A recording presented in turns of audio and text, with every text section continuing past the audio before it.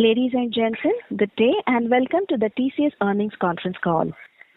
As a reminder, all participant lines will be in the listen-only mode, and there will be an opportunity for you to ask questions after the presentation concludes. Should you need assistance during the conference call, please signal an operator by pressing star, then 0 on your touchtone phone. Please note that this conference is being recorded.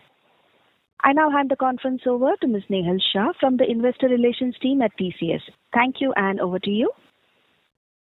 Thank you, operator. Good evening and welcome everyone. Thank you for joining us today to discuss TCS's financial results for the third quarter of fiscal year FY2026 that ended on December 31st, 2025.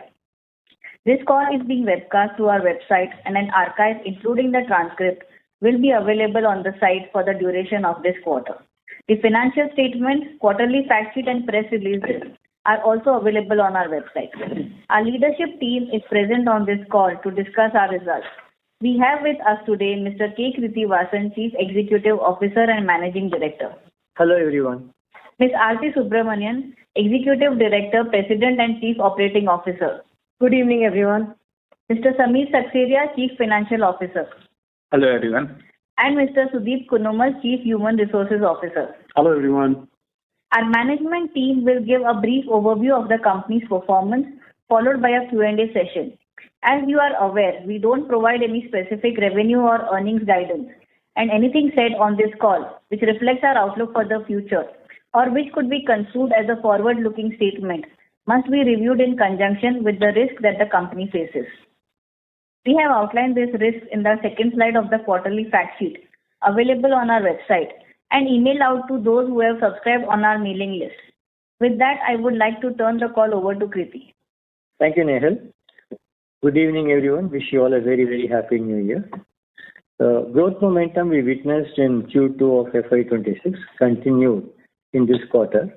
In Q3, we delivered 67,887 crore rupees in revenue. In reported currency, our revenue grew by 2% sequentially and 4.9% on a year-on-year basis.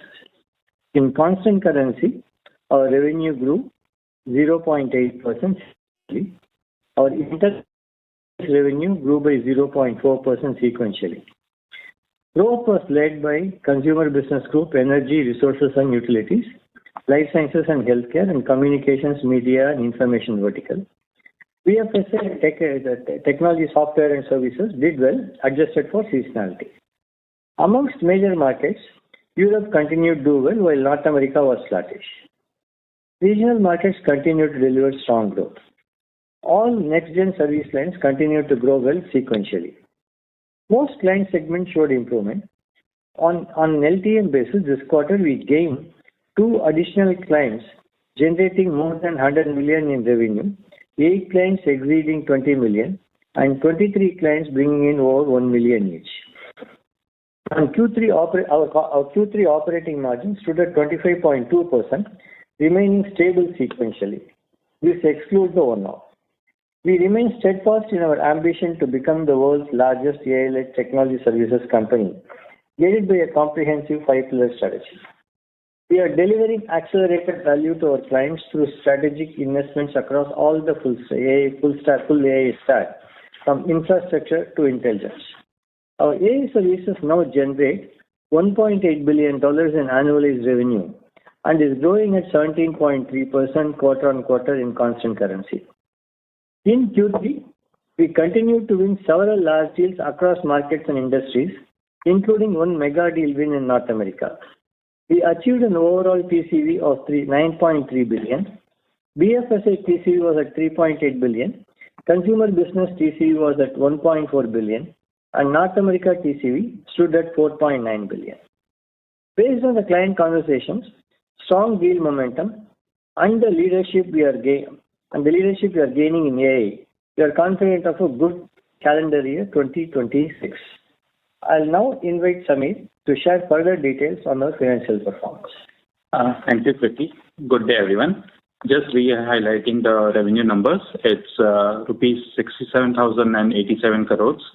That's a QOQ growth of 2% in rupee terms and 4.9% YOY. In constant currency terms, it's 0.8% sequentially. Coming to margins, improvements in productivity, pyramid, and other operational efficiencies delivered an 80 basis points benefit. Favorable currency movements contributed an additional 20 basis points. Full quarter impact of the wage increases announced last quarter had a negative impact of 50 basis points. Investments in brand building and partnerships had an impact of 50 basis points. All of the above resulted in stable operating margins at 25.2%. The operating margin excludes a few one-off items recognized during this quarter. These exceptional items relate to severance-related expenses, legal provisions, and the impact of changes in India wage code. Our net income margin was at 20% and our EPS grew 8.5% YOY terms. Our accounts receivable was at 76 days outstanding in dollar terms. Net cash from was at $1.6 billion, which is 130.4% of net income. Free cash flows were at $1.4 billion and invested funds at the end of the period stood at $7.1 billion. Our sustained margin performance and strong cash conversion this quarter reflects our disciplined execution and strong financial resilience. Backed by a robust balance sheet, we continue to invest confidently in strategic growth areas. Executing our five-pillar AI strategy at speed and scale is central to our transformation in an AI-first enterprise and delivering value to our stakeholders. Our capital allocation policy remains unchanged. That is to give substantial free cash flows back to our shareholders. The board has recommended an interim dividend of 11 rupees per share and a special dividend of rupees 46 per share. I would now like to invite Aarti. Thank you, Samir. Good evening, everyone. I would like to begin by wishing all of you a great year ahead. As you know, this quarter we hosted our Analyst Day on 17 December 2025. We provided a comprehensive view of our strategy and approach to realize our stated ambitions. We covered our full-stack AI play across infrastructure to intelligence. We provided details on the 5 strategic pillars powering our AI transformation. And we also provided a complete view of our approach encompassing employees, customers, partners, and the larger AI ecosystem stakeholders. From a Q3 perspective, multiple service lines delivered growth. AI and data, enterprise solutions, and cybersecurity led the growth this quarter. Our annualized AI revenue crossed 1.8 billion with 17.3% growth in constant currency. The rate of production deployments for AI in 2025 showed a marked improvement over the prior year, with performance in Q3 further reinforcing this positive trend. Last quarter, I talked about how our AI innovation days and rapid build approach are making AI real for our customers. With many of the enterprises looking to jumpstart and scale their AI transformation, AI innovation days and rapid builds are fast becoming our core levers to drive differentiated customer engagement. I would like to share updates on key pillars of our AI transformation. First one is our own internal transformation, codenamed TCS to the Power AI. In Q3, we continue to democratize access to all AI tools and further built on the success of the world's largest AI hackathon we conducted in Q2. AI Friday Hackathon, the in-person immersive format, has created significant engagement and buzz among our employees. It has enabled them to explore and develop their talents while also allowing them to learn about the fast-changing capabilities of AI. This initiative has been particularly effective in bridging boundaries between seniors and juniors, as well as experts and beginners. 26 teams reached the finals, which were conducted in Q3, and this generated more than 15 patentable solutions. We continue to scale our own adoption of AI across TCS. This quarter, we launched AI-first solutions in hiring and employee onboarding.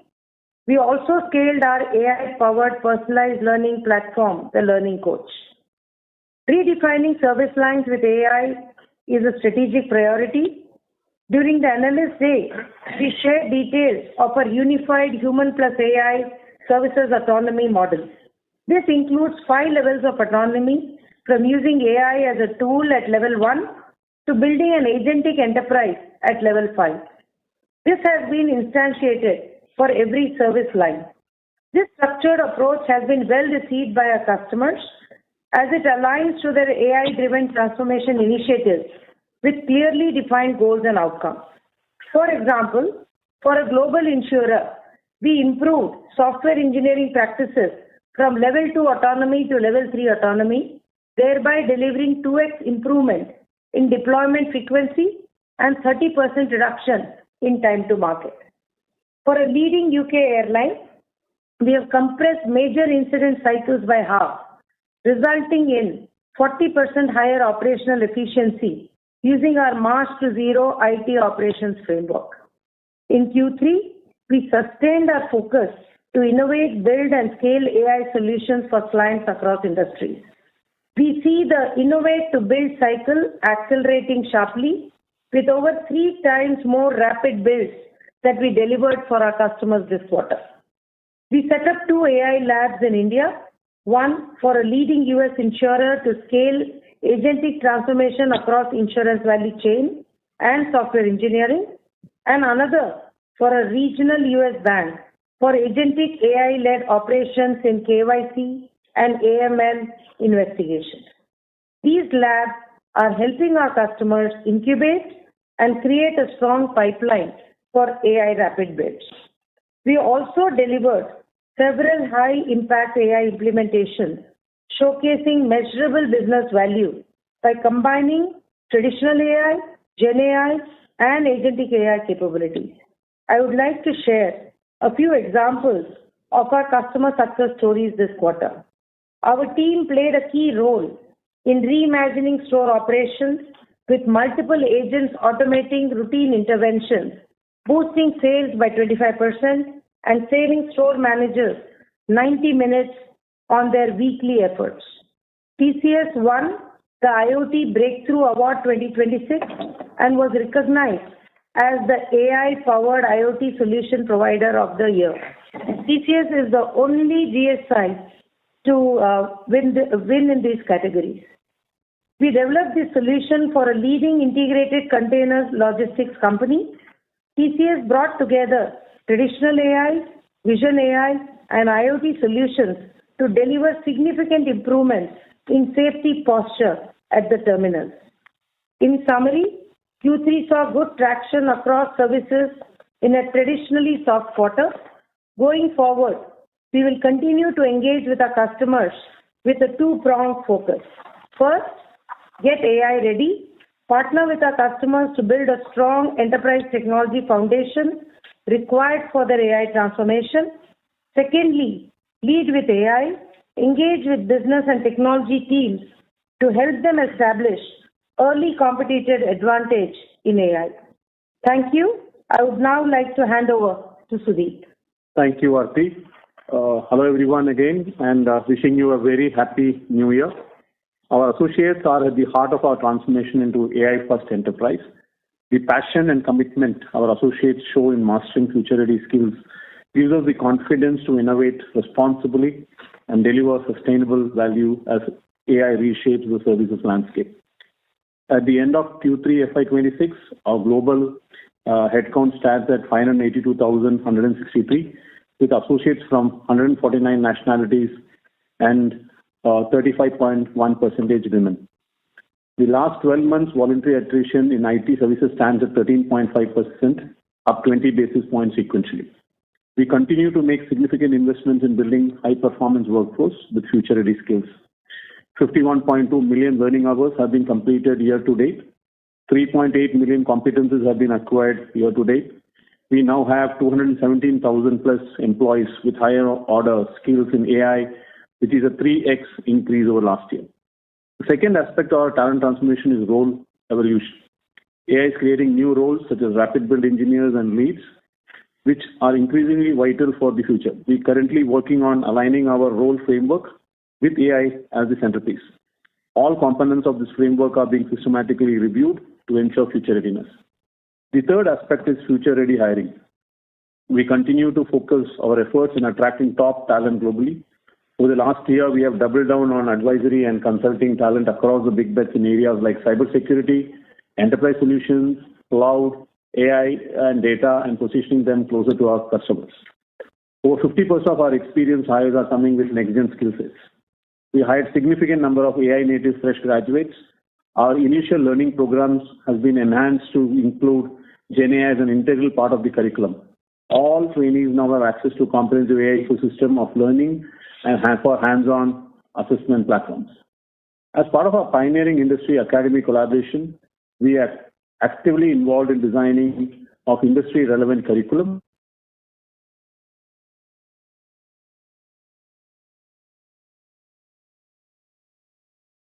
I'm sorry, sir, you're not audible.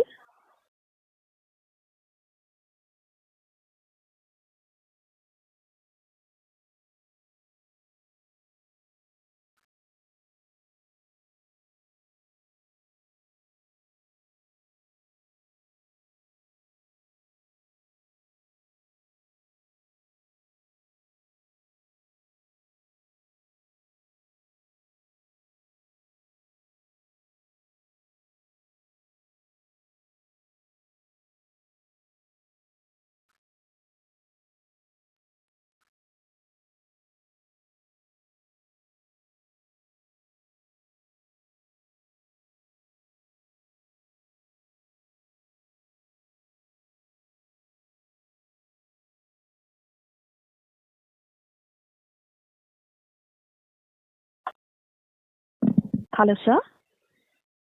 We are unable to hear you.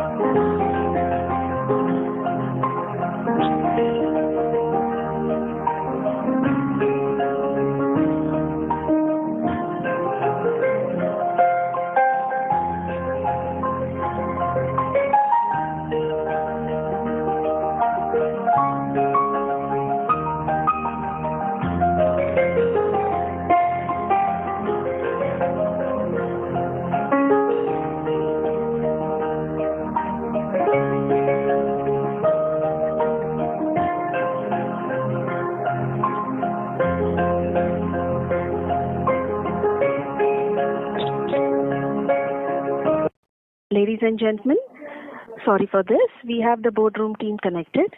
So please go ahead. Sorry, we understand we got disconnected. So exactly not sure where we got dropped, but our understanding will just start from where I feel we got dropped. So I was talking about the second pillar. The second aspect of our talent transformation is role evolution. AI is creating new roles such as rapid build engineers and leads, which are increasingly vital for the future. We are currently working on aligning our role framework with AI as the centerpiece. All components of this framework are systematically reviewed to ensure future readiness. The third aspect is future-ready hiring. We continue to focus our efforts in attracting top talent globally. Over the last year, advisory and consulting talent across the big bets in areas like cybersecurity, enterprise solutions, cloud, AI and data, and positioning them closer to customers. Over 50% of our experienced hires are coming with next-gen skill sets. We hired a significant number of AI-native fresh graduates. Our initial learning program has been enhanced to include Gen AI as an integral part of the curriculum. All trainees now have access to a comprehensive AI ecosystem of learning, hands-on assessment platforms. As part of our pioneering industry academia collaboration, we are actively involved in designing of industry-ready curriculum. TCS Apex Mega Faculty Development Program is focused on faculty development from academia with knowledge of new age technologies. Our future-ready talent model and our talent development programs are gaining market recognition. Recently, we were ranked number 1 in Everest Group PEAK Matrix for talent readiness for next generation data, analytics, and AI services. Featured on Forbes America's Best Employers for Engineers 2026. Ranked number 1 technology services firm globally in Newsweek's magazine 2026 ranking of America's most reliable companies. I would now like to invite you back. Thank you, Sudeep. Let me now share more details on the performance across the industry verticals. BFSI continues to show good growth momentum despite the current quarter seasonality and being impacted by the furloughs. BFSI achieved an overall TCV of $3.8 billion, up by $600 million Q-on-Q. This includes one mega deal in BFSI North America. This comes on the back of a mega deal that we had announced in the previous quarter as well. Even excluding the mega deal, BFSI TCV and pipeline continue to do the best. BFSI organizations continue to exercise cost discipline while prioritizing targeted investment in resilience, compliance, and operational efficiency. Technology expenditures remain centered on validated solutions and simplified architectures. AI adoption is increasing, underpinned by robust governance and regulatory alignment, although agentic AI implementation is proceeding cautiously. Retail banks are focused on enhancing customer experience, adopting AI applications, leveraging ecosystem partnerships, and strengthening fraud prevention efforts. Corporate banks are modernizing their operations through cloud migration and digital enhancements. The payment sector is experiencing rapid transformation, driven by regionalization, and whereas capital markets and asset management sectors maintain strong performance. Modernization initiatives are being prioritized by BFSI clients. The insurance industry is adapting to new sources of disruption, including emerging risk products and AI integration. Brokerage and agency channels are consolidating in response to shifting market dynamics. This quarter, several significant project deployments were realized. For a major global insurer, TCS implemented an AI-powered underwriting solution that shortened quote turnaround time from weeks to hours with improved accuracy. For a Finnish insurance company, an AI-driven quality assurance framework was delivered, reducing manual testing efforts by 70%. TCS successfully launched 3 large-scale cloud-based modernization programs for leading BFSI clients in Q3, resulting in quicker product launches, strengthened security postures, and enhanced operational efficiency. Our consumer banking group saw sequential growth led by retail, travel, and hospitality segments. Our consumer business group saw sequential growth led by retail, travel, and hospitality segments, reflecting pockets of resilience and cautious optimism. Americas, Europe, and APAC grew, while the UK faced ongoing challenges. Retailers focused on value-driven strategies, digital engagement, and AI-powered personalization to offset cost pressures and margin challenges. CPG companies prioritize health, premiumization, and operational efficiency through AI and automation. Travel, transport, and hospitality benefited from strong international travel and digital transformation, though domestic markets remain subdued. The life sciences and healthcare sector saw good growth momentum this quarter.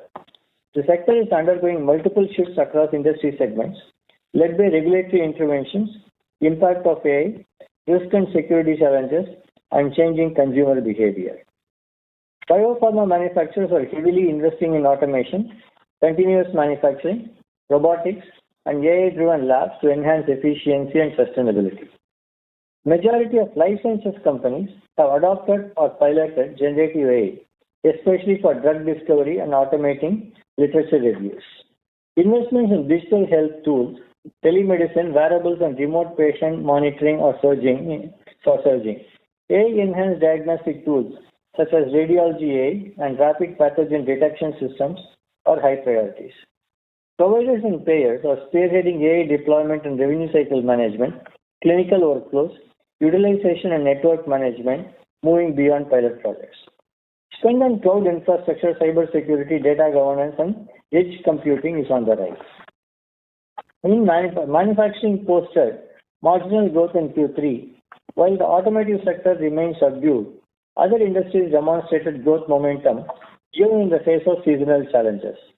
Investment in smart manufacturing persists as both agentic and physical AI enhance competitiveness, agility, and resilience during ongoing market uncertainty.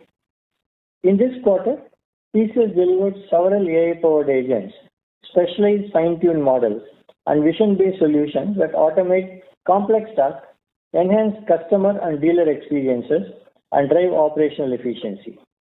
These initiatives have resulted in measurable business outcomes for our clients, such as reduced manual effort, accelerated time to market, improved decision-making, and significant cost saving. We expanded our 18-year partnership with ABB, a global leader in electrification and automation. The partnership aims to modernize ABB's global hosting operations, simplifying its IT landscape, and strengthen its digital foundation to drive resilience and innovation. As part of this multi-year engagement, TCS will operationalize ABB's future hosting model, a next-generation modular IT infrastructure designed to streamline systems. This model will enable predictive operations, faster service restoration, and continuous security assurance through its AI-powered Zero Ops framework. Our technology, software, and services group degrew in Q3 primarily due to typical Q3 seasonality. While the big tech companies are investing significantly in AI infrastructure and building frontier AI capabilities, the broader industry is facing ongoing geopolitical uncertainty, trade restrictions, and evolving data and AI regulations. This quarter, workforce restructuring continued major layoffs among top clients. Customers are focusing on AI development, operational efficiency, and manufacturing diversification to manage risk and drive growth. Semiconductor and electronic segments are seeing moderate growth, especially in AI hardware, while industrial and automotive electronics remain weak. Investment in semiconductor manufacturing and R&D are rising, particularly in the US, India, and Europe. Network growth is flat overall, with enterprise networking benefiting from increased AI infrastructure demand. Software companies are steadily integrating agentic AI and moving products to the cloud. Professional services continue to experience lower growth. Cost optimization is a key client priority.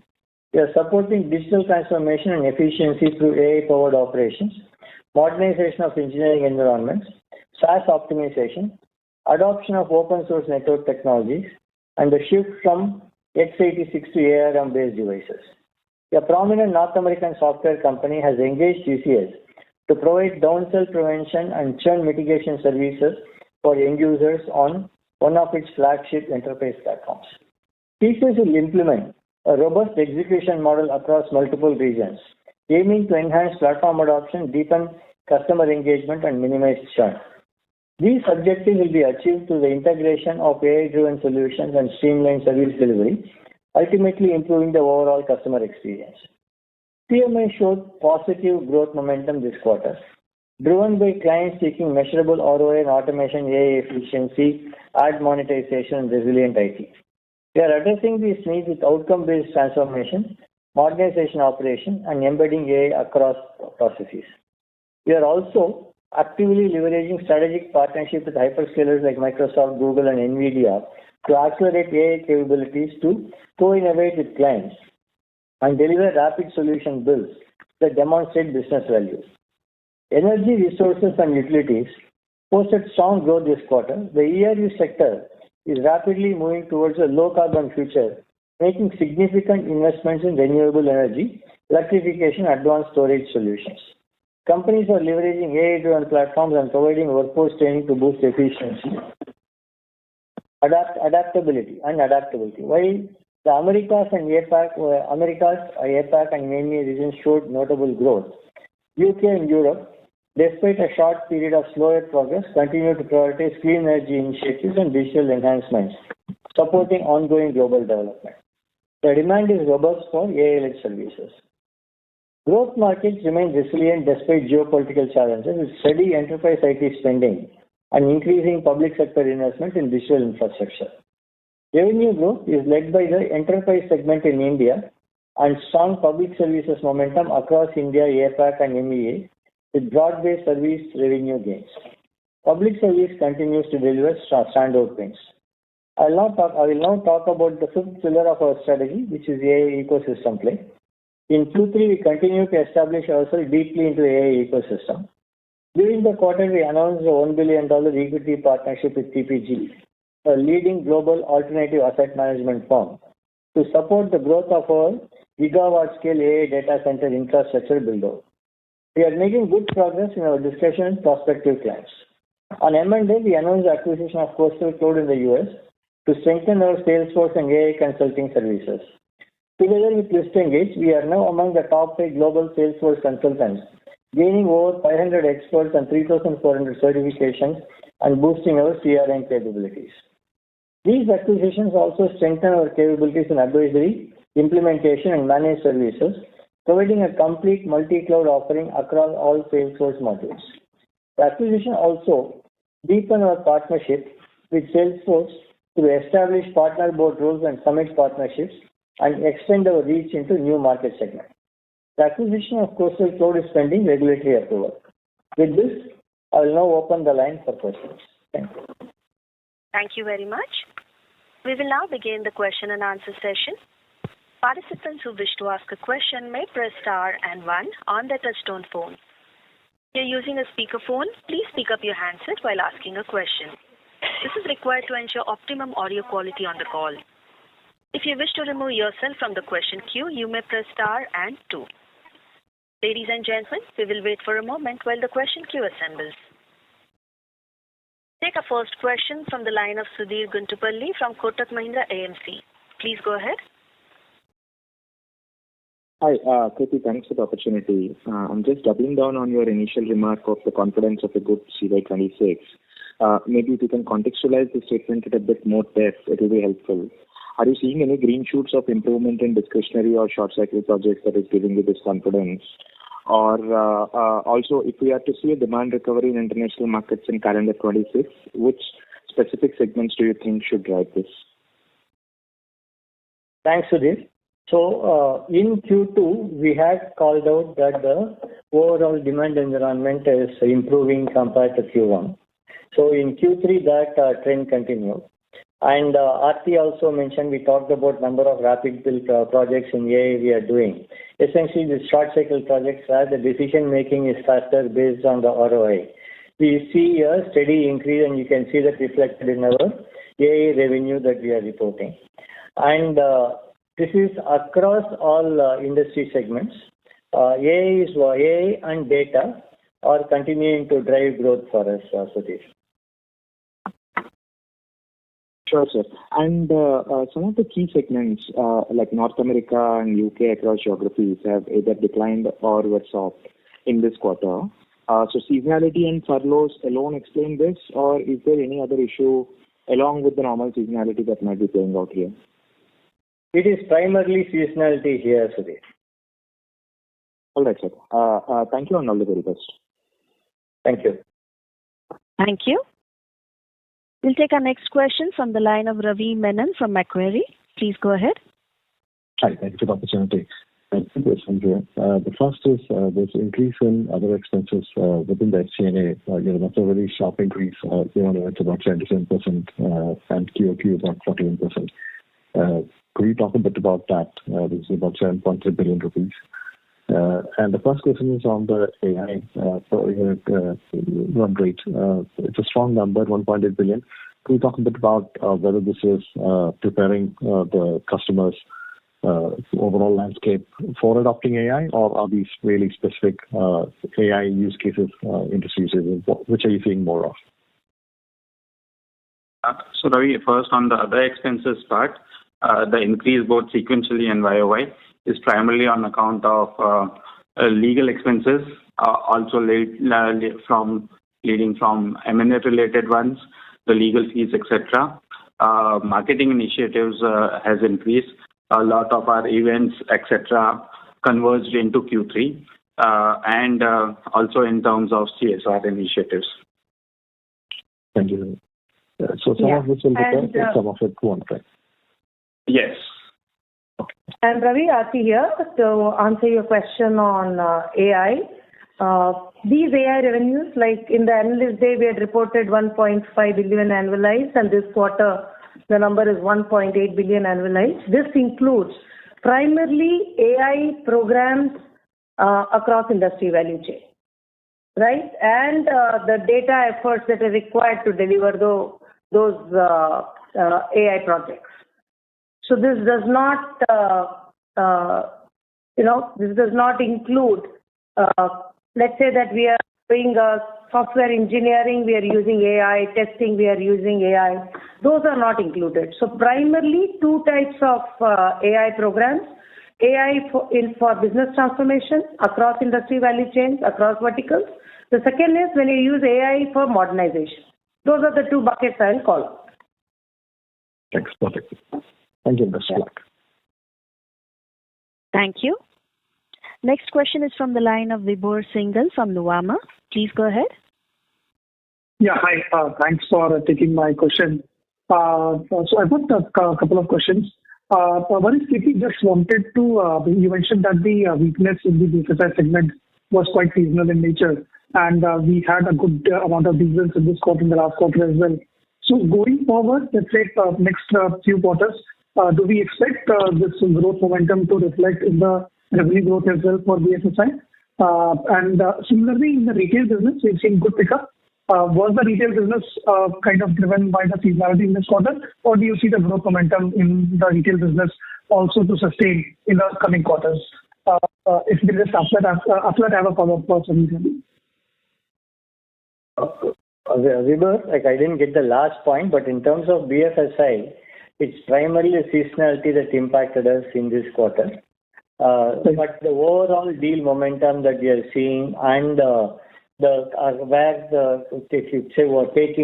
excluding the seasonality, the growth we saw in the account gives us the confidence that BFSI will return to growth. And if you notice that before this quarter also for the past few quarters, we had grown in BFSI, so we should return to growth and that should continue. Retail, the seasonality is not the main reason. Again, in retail, we have started seeing growth across all sectors. While there are still some pockets of weakness in, like I called out, domestic airline is still weakness, but international TTH is doing well. Essential in retail is doing well, but there are some softness in fashion and specialty. So excepting those pockets of weakness, we are generally seeing all-round pickup in CBG segment as well. Got it. Great to hear that. So Krithi, just one follow-up on that. So we had mentioned that we are looking to report a higher growth in the developed markets this year. Do you think we can still achieve that in this year? And do you think this would also be the case going forward in FY27 over FY26? Just on the developed markets. We did tell in the past that our international we will continue. We will be delivering a higher growth. That now we have only one quarter left, but it continues to be our aspiration. we see, as I said, like we saw demand slowly picking up in Q2 that continued in Q3. So we are making every steps to ensure that we grow better than FY25 in FY26 on the international market. Got it. Thanks a lot, Kirti. Just a couple of questions for Samir. Sir, just two things. One is we had a very strong margin performance in this quarter.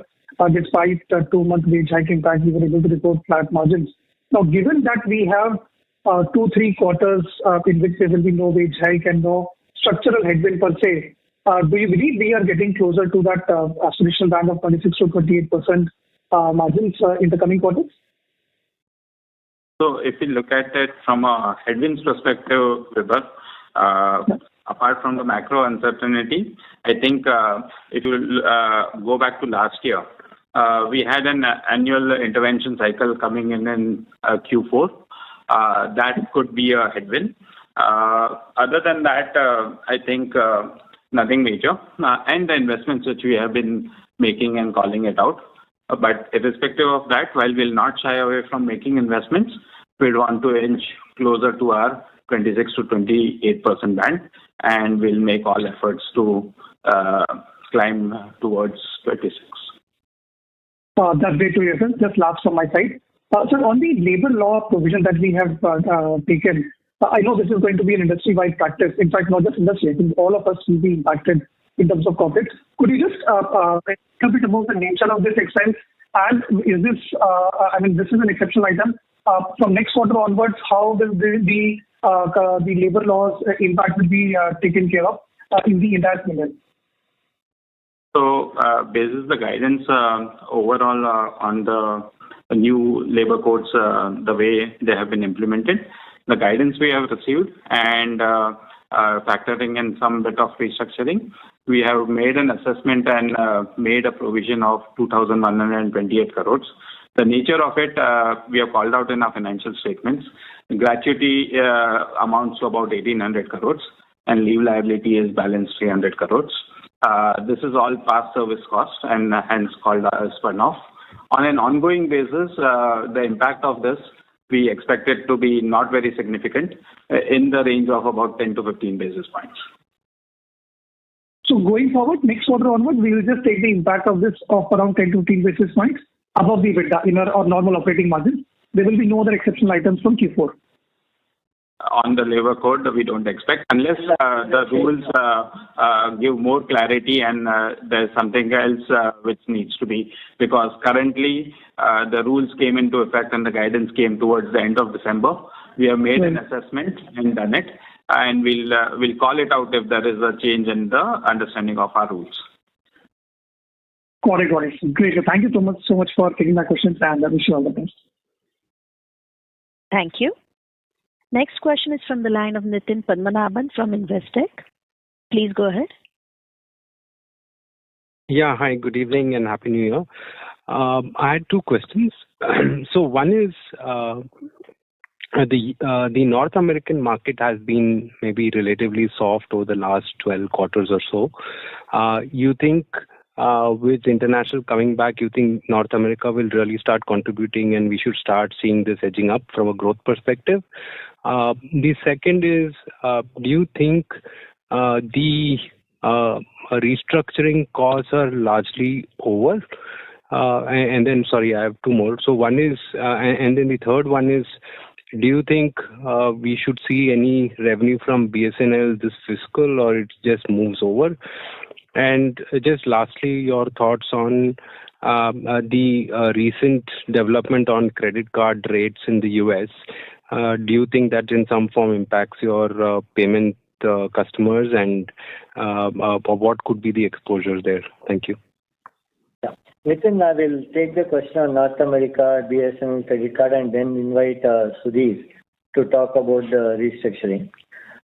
In North America, like we discussed in the market in general, we find that the customers are willing to look at ROI-based decision making in terms of new projects, and we also see the decision making cycle as reduced compared to the past.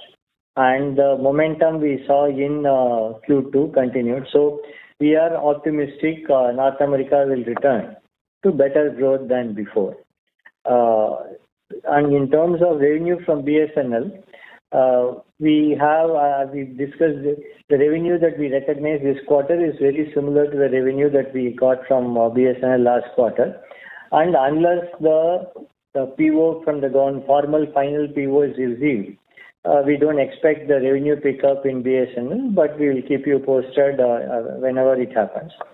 On the credit card, there are both positives and negatives. Like while there could be some losses, the banks may suffer in terms of interest income, but it also ensure that there is more spend happening because the interest rates are capped. So I feel that it will have a two-way impact. Like the certain industries will benefit. Even in banking, the new spend can increase while the old spend interest could come down. So it will have a very nuanced or probably multi-layered impact. We have to wait and watch, but on net, we don't see a major impact because of this particular rule that's come in. I'll now invite Sudhir to update you on the restructuring. Thank you. Thank you, Sudhir. Hi, Nitin. So as I mentioned, we continue to hire and seek for top talent, both from the lateral market and from the campuses as well. And while we are in that journey, what we had announced as part of the restructuring, we continue to look for support people with deployment in the future role, and wherever we are not finding success is we are releasing. So we said we'll continue this exercise till the end of this year. And in this year, as the quarter as well, we released approximately 1,800 people with all the due care and compliance to all the laws of the land. And we, as communicated earlier, we expect it to continue into the next quarter as well. But we are not really going after a number. It's purely a process, and we review it, and only if there is a genuine reason why we need to release is when we'll exercise that option. Perfect. That's helpful. Thank you so much, and all the very best. Thank you. Before we take the next question, we'd like to remind participants to ask a question, please press star and 1 on your phone. Next question is from the line of Kumar Rakesh from BNP Paribas. Please go ahead. Hi, good evening. Thank you for taking my question. My first question was that you spoke about that you are targeting to improve your international revenue this financial year. Now, looking at your book-to-bill ratio, over the last 2 years, it has been in the range of 1.3 to 1.5 times. This year, it has been largely below 1.3. Are you comfortable that this level of order book can help you continue to see revenue growth improvement beyond fiscal 26 as well, or you would need to see an improvement in the deal wins? So, Kumar, if you look at this year, so far in the first 3 quarters, our order book is in the range of about $28 to $29 billion. So, if this trend continues, we'll be somewhere closer to about 38-39 billion for the year, which will be one of the highest. And so, we believe this order in growing, like it is in FY27 as well. We are now quite comfortable, Kumar, with the order book itself. And I said, as far as Q4, international revenue in Q4 is concerned, we are optimistic and we'll take every step that's required to see we reach the aspiration of having a revenue better than FY25. Thanks, Ritu, for that. My second question was on the AI services revenue, which you spoke about is growing pretty strongly on a quarter-over basis. Can you give some more color on what is driving that growth? And you also spoke about that agentic AI implementation is progressing cautiously. Why is it so? So I think, Kumar, if you look at the AI revenues, the growth is coming from across verticals, and these are business impacting, programs that we are delivering for our customers. So, and if you really look at it, I think when, Gen AI is something we all started talking about 2022 and early 2023. So for about 1.5 years, until about mid 2024, there was a lot of experimentation, POCs, and people were understanding the power of the technology. But if you really look at 2025, I think the adoption in our customer landscape has significantly increased, where we have now shifted from experiments, POCs, and pilots to really ROI-led scaled implementations, and that's what is driving this growth. And agentic AI getting introduced early in 2025 really also created good momentum, because traditional AI, generative AI, and agentic AI, the combination is what is helping us deliver solutions that create value for our customers. Got it. Thanks. Samir, just one clarification on SG&A expense which you called out. What all would be one-time in nature in that? I would assume that legal expenses wouldn't recur from the next quarter onwards. So if you would be able to quantify within that. The legal expenses has a combination of some ongoing elements also, and the legal fees related for the legal case would have been one time. It's but you would expect some other one-offs carrying into like the CSR provisions, etc., might continue into the next period. So essentially, the SG&A expense in this quarter largely would be an ongoing expense. Is that a fair way to say that? Partly, it's a mix of both, but I'm not going to have split into how much it is. You could say about 10 to 20 basis points is one time. Got it. Thanks a lot. Thank you.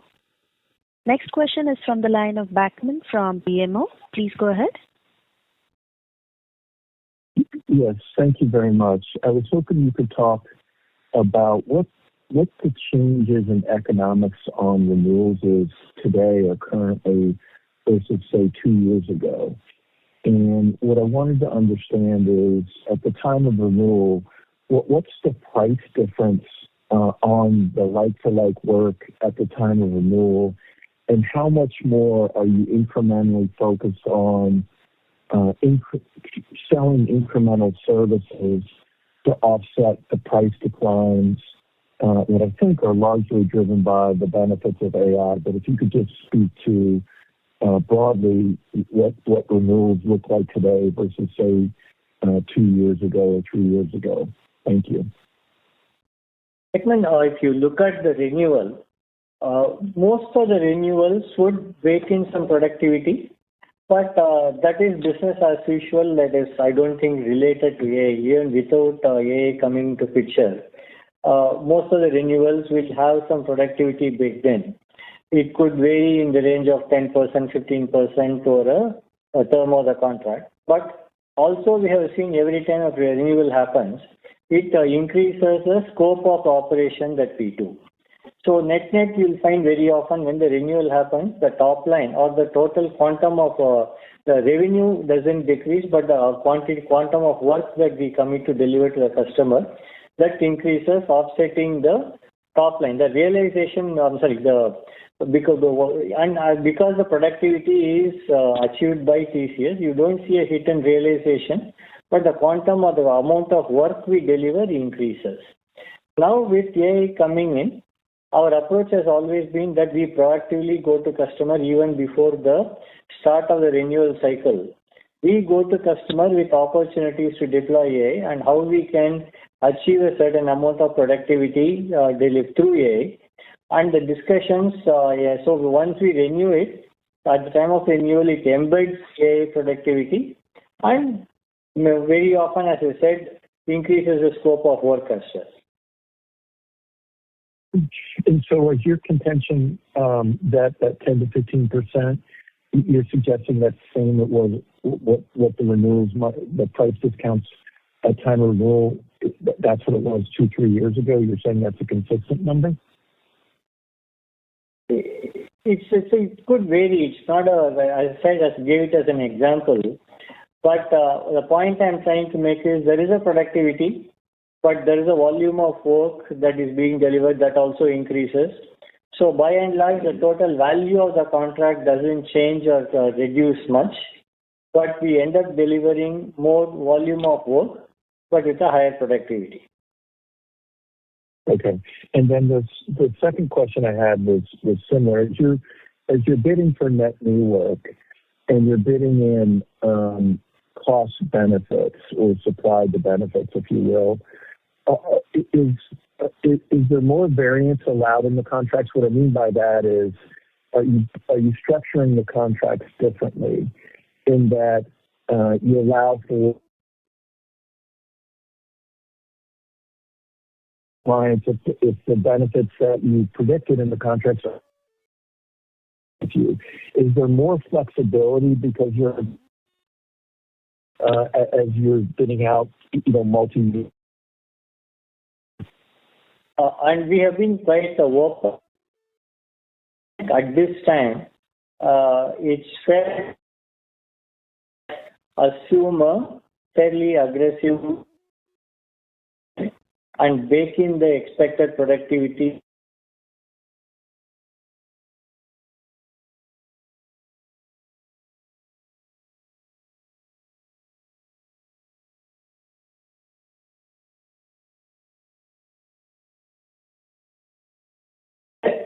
We are not seeing flexibility in the contract. Most contracts productivity over a period of time.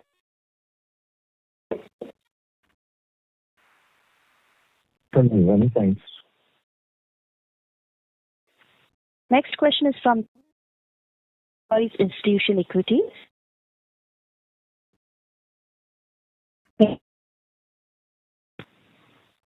As AI revenue is one.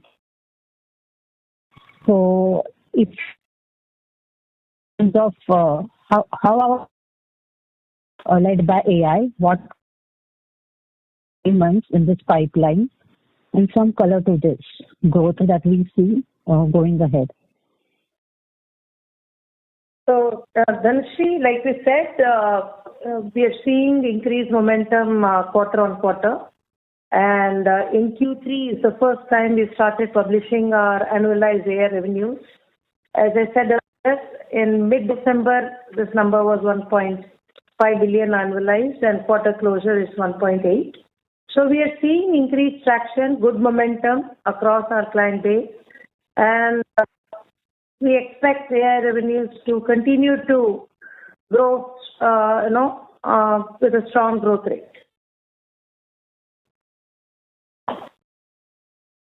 Center operations, where start figuring in the numbers and all, if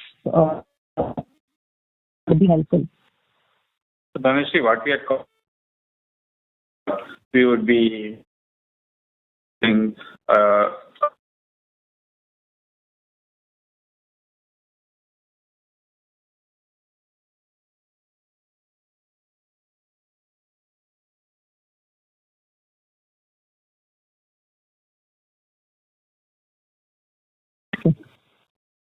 Thanks. That's it from me.